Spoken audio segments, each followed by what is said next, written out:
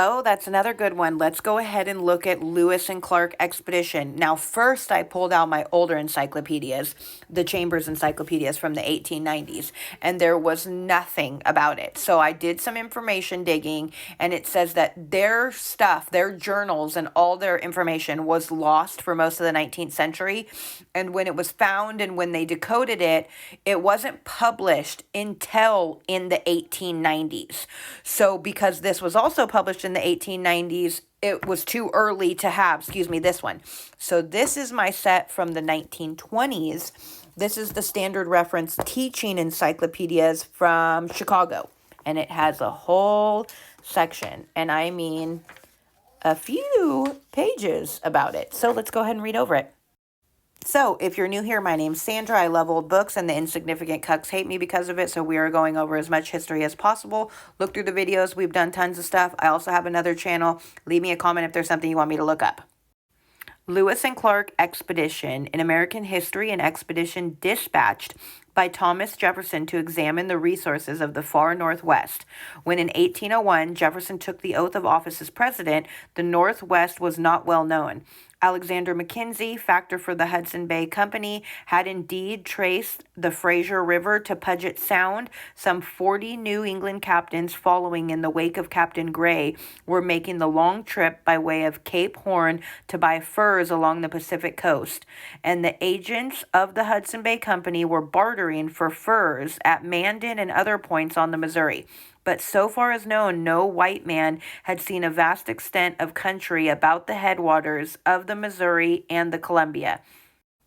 It was supposed to belong to France or Spain or Great Britain or to nobody. At least the American Republic had no title west of the Mississippi. Jefferson and others had an eye on this region, however. Several plans for exploration had miscarried.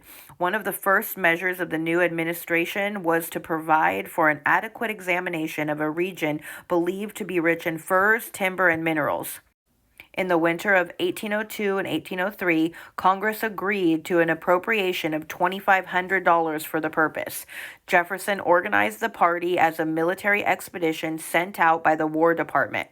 Officially, it was a detachment of the regular army composed of officers and privates sworn in for special service. You don't fucking say. The command was entrusted to Meriwether Lewis, Jefferson's private secretary, in whom he had confidence. Lewis was given a captain's commission. He asked that William Clark, an old comrade of his Virginian boyhood, a fellow soldier in the army of Mad Anthony Wayne, be given a captain's commission and an equal share in the conduct of the expedition. The authorities thought best to make Clark a lieutenant, but the two friends arranged the matter between themselves jointly. Clark was addressed as captain from start to finish and is called captain to this day.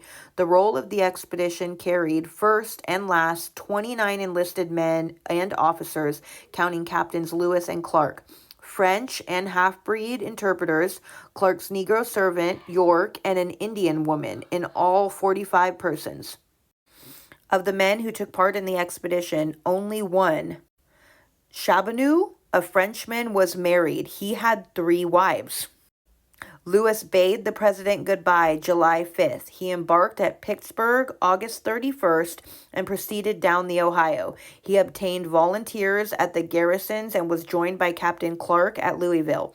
The company proceeded down the Ohio and up the Mississippi to River du Bois, a point in Illinois, in American territory, opposite the mouth of the Missouri. In the meantime, Louisiana had been purchased, but it was deemed wise not to give offense to Spain, which still laid claim to the region and might lodge a protest against invasion.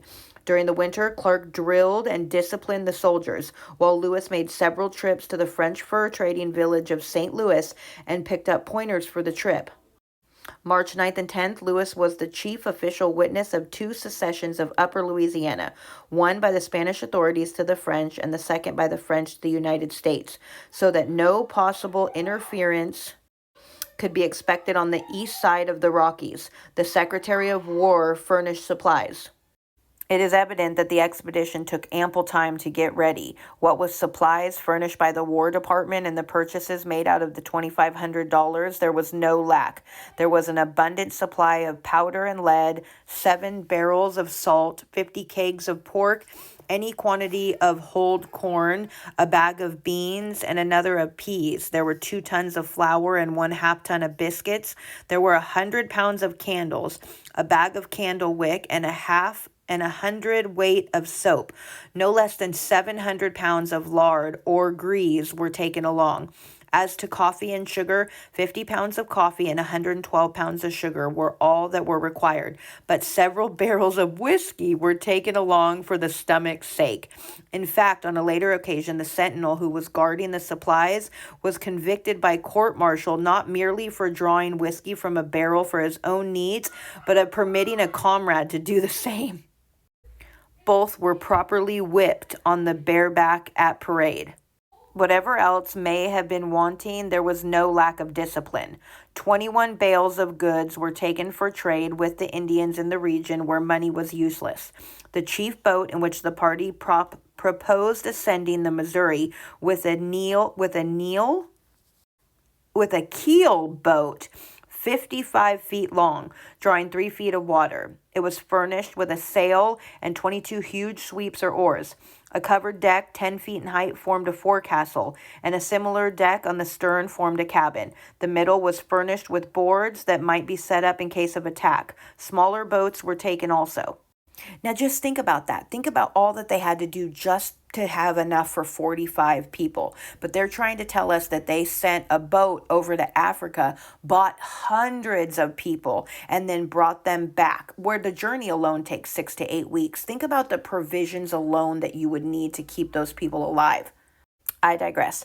The expedition left the Illinois shore May 14th, 1804, and proceeded on under a gentle breeze up the Missouri. The entire summer was spent in ascending this river. A few miles below Sioux City, Sergeant Floyd sickened and died. An appropriate monument now marks his grave. This was the only death on the entire trip. The ascent was laborious. When the current was swift, the men formed in line with a tow rope, and when the flatboat struck on sandbars, they got it off the best might be. The hunters scoured the shores for antelope, deer, buffalo, and wild fowl. Indian villages occupied the present sites of cities. Indian hunters brought in supplies for the various trinkets. With a single exception, it may be said once for all that, so far from encountering hostility, the Indians, as yet unspoiled by contact with white men, were kindly and hospitable.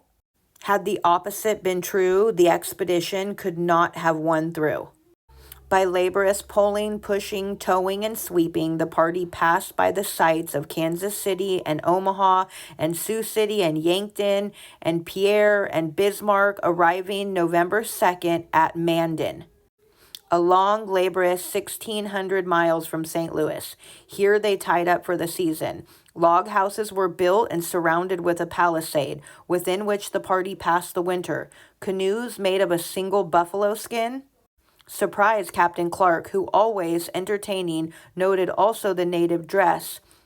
Simply a PR moccasin, leggin, flap in front, and a buffalo robe, with their hair, arms, and ears decorated. The white man saw a prairie fire and had opportunity to join in buffalo, deer, antelope, wolf, and jackrabbit hunts. In the spring, the barge was sent back in charge of 6 soldiers. It carried copious notes of travel to date and 4 boxes and a trunk for President Jefferson, all closely packed with horns, skin, and skeletons, plants, native pottery, bows and arrows, an ear of Mandan corn, and articles of Indian dress. Among the animals thus represented were the antelope, black-tailed deer, coyote, jackrabbit, prairie dog, bighorn, red fox, and magpie. Okay, come back for part 2.